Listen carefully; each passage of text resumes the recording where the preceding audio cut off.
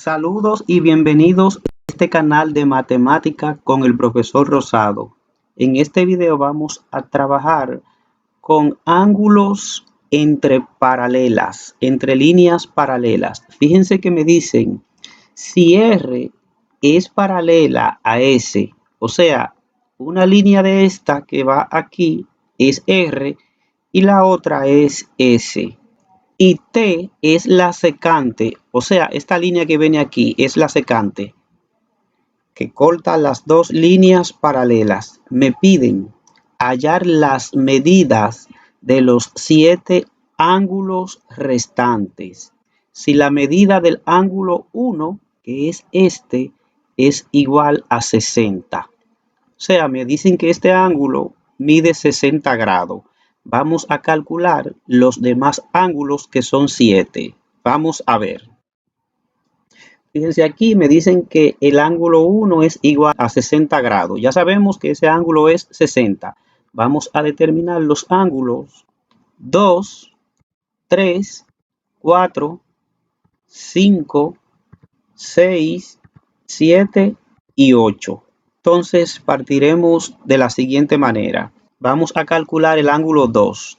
Fíjense que como este mide 60, el ángulo 2 mide 120 grados, porque ese ángulo 1 y el ángulo 2 forman un par lineal. Son par lineal y fíjense que aquí da media vuelta. Hay media vuelta entre ellos dos y media vuelta de una circunferencia viene siendo 180 grados.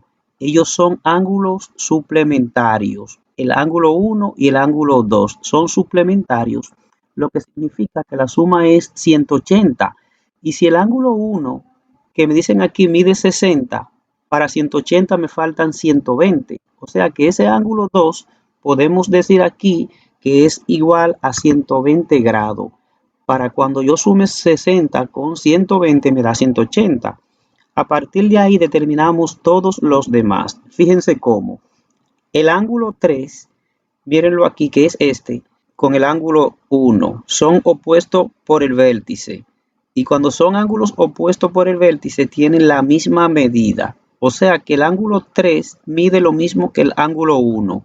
Como el ángulo 1 es 60, el ángulo 3 también mide 60 grados.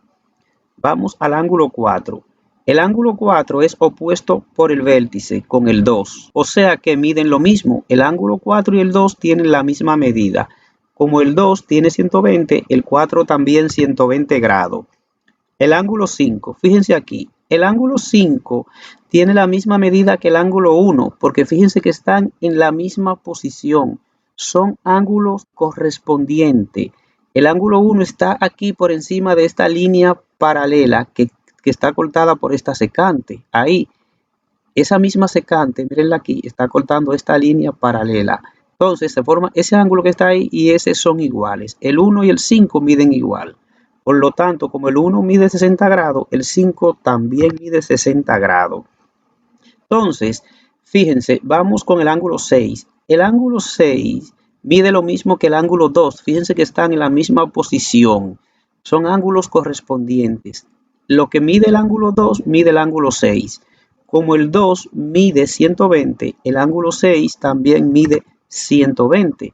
Y fíjense que el ángulo 5 y el 6 dan media vuelta, son suplementarios. Si usted suma el ángulo 5 con el 6, me da 180 grados. Mírenlo aquí, 120 y 60 me da 180. Entonces, el ángulo 7. El ángulo 7, que es este, mide lo mismo que el ángulo 6, porque fíjense, son ángulos opuestos por el vértice. El ángulo 6 está de este lado y el 7 de este lado. Son ángulos opuestos por el vértice, por dos líneas que se están cortando. Se corta esta línea con esta otra. Y los ángulos son opuestos por el vértice, tienen la misma medida, el 6 y el 7. Como el 6 tiene 120, el 7 también 120. El ángulo 8 es opuesto por el vértice con el 5, o sea, tienen la misma medida, el 5 y el 8. Como el ángulo 5 mide 60, el ángulo 8 también mide 60 grados. Y así podemos determinar los ángulos que se encuentran entre líneas paralelas a partir de la medida de un ángulo dado, que fue el ángulo 1, que mide 60 grados.